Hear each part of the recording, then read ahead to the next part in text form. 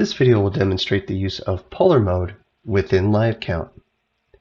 To view your current polar mode settings, begin by clicking Settings, and on the User Settings tab, here you can change your current polar angle, which will be applied during your annotation draw when polar mode is activated, and you may also enable or disable polar mode when performing a manual count of points.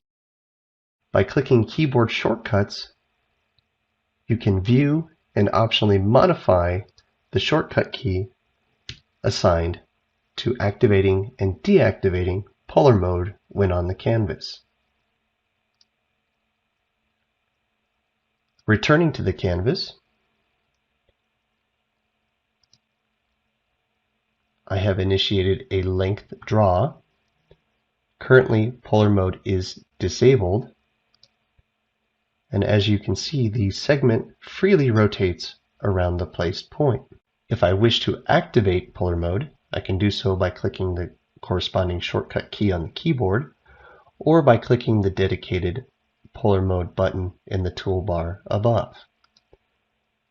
When polar mode is active, it snaps based on the polar angle set in settings. In this example, it is every 90 degrees. And at any point during the active draw, I can disable polar mode by clicking the button or using the shortcut key, at which point it is deactivated and the segment freely rotates around the placed point. To demonstrate how polar mode is applied when performing a manual count, I'm going to activate polar mode, activate my manual count tool, and although polar mode is active and it's set to snap every 90 degrees, as you can see, I am able to freely place points on the canvas. To demonstrate the effect of this setting, I'm going to deactivate it, return to the canvas, activate polar mode, and my manual count tool.